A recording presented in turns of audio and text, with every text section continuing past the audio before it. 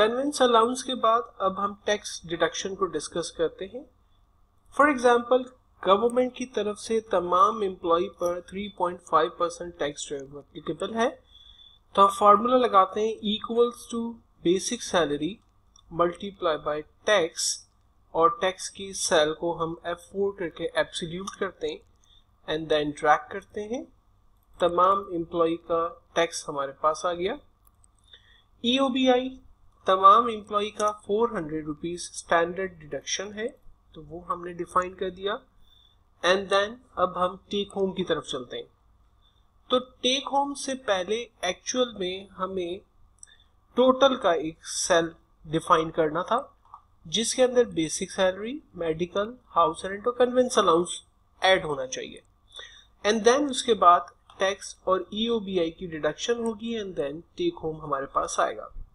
लेकिन अनफॉर्चुनेटली मैं यहाँ पर एक कॉलम ऐड करना भूल गया। कोई बात नहीं, अगर हम अपनी इस वर्कशीट में, अपनी डेटाबेस में कोई भी एक नई रॉ या कॉलम ऐड करना चाहते हैं, तो उस पर्टिकुलर कॉलम पर जाकर जहां आप कॉलम ऐड करना चाहते हैं राइट क्लिक करेंगे और इंसर्ट की कमांड का इस्तेमाल करेंगे, तो आपके पास एक न्यू ब्लैंक कॉलम अवेलेबल हो जाएगा। इस कॉलम पे हम टोटल की हेडिंग डिफाइन करते हैं। टोटल क्रिएट करने के बहुत से मेथड्स हैं। एक्सेल के अंदर एक्चुअल में किसी भी फार्मूला को परफॉर्म करने के कम से कम 3 मेथड्स मौजूद है। आपको जो भी मेथड ठीक लगता है आप उसको कंटिन्यू कर सकते हैं। यहाँ पर हमारे पास सबसे सिंपलीस्ट वे, आप तमाम नंबर्स को रेंज में ले लें और जहां पर आपको टोटल चाहिए वहां तक के सेल्स की रेंज बनाएं। होम के टैब के अंदर आपके पास ऑटो सम का एक टूल अवेलेबल है, जस्ट आप उस पर क्लिक करें, आपके पास टोटल नंबर जो वैल्यू है वो जनरेट हो जाएगी।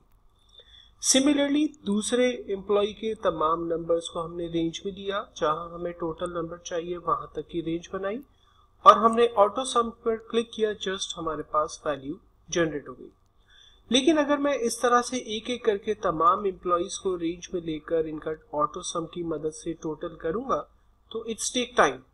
तो इसका एक क्विक मेथड ये है कि आपने जो पहले एम्प्लॉय का टोटल हासिल किया था, देन आप उसी को डबल क्लिक करके ड्रैग कर दें। एक तरीका ये हो सकता है।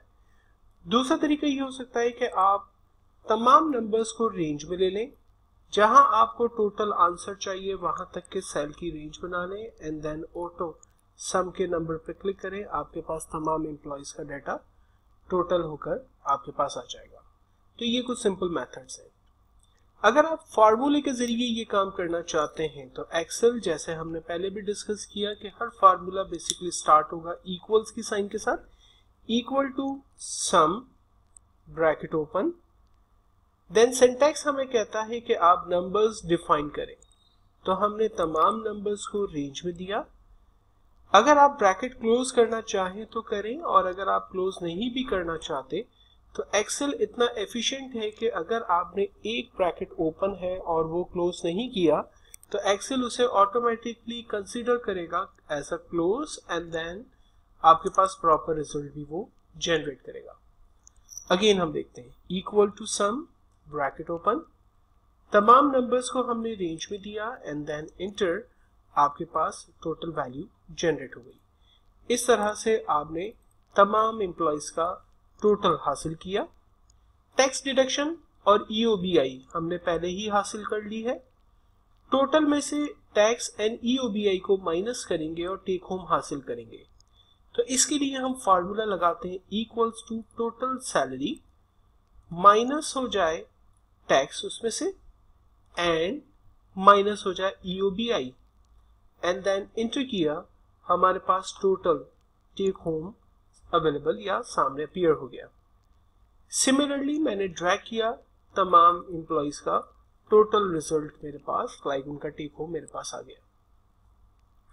अब इस डाटा की कुछ फॉर्मेटिंग कर लेते हैं। डाटा को रेंज में लेते हैं।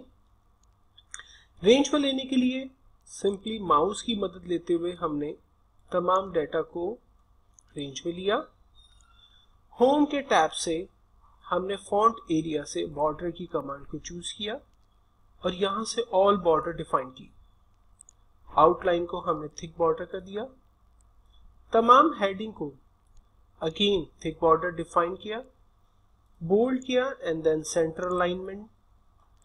तमाम की परसेंटेज को हमने इसकी आउटलाइन को बोल्ड किया, all borders, outline thickness, centre line and bold किया। अगर इटैलिक करना चाहें तो वो भी कर सकते हैं। इसी तरह से वॉल स्ट्रीट पाकिस्तान हमारी हेडिंग है। इस हेडिंग को सेल A1 से सेलेक्ट करते हैं और सेल नंबर M1 तक की रेंज बनाते हैं। चूंकि हमारी आखिरी जो कॉलम है वो बेसिकली कॉलम नंबर M है, तो हमने तमाम कॉलम्स को रेंज में लिया और यहां से अलाइनमेंट के एरिया में मर्ज एंड सेंटर पर क्लिक किया तो हमारी हेडिंग इस पूरी डेटाबेस का सेंट्रलाइज हो गई। देन उसके बाद इंक्रीज फॉन्ट की मदद से हमने स्टेप बाय स्टेप इसकी साइज इंक्रीज की। अगर इटैलिक अंडरलाइन करना है तो हम कर सकते हैं। अगर हम फॉन्ट राइटिंग को चेंज करना चाहें तो यहाँ पर अवेलेबल फॉन्ट राइटिंग से हम कोई भी फॉन्ट स्टाइल को बेसिकली सेलेक्ट कर सकते हैं।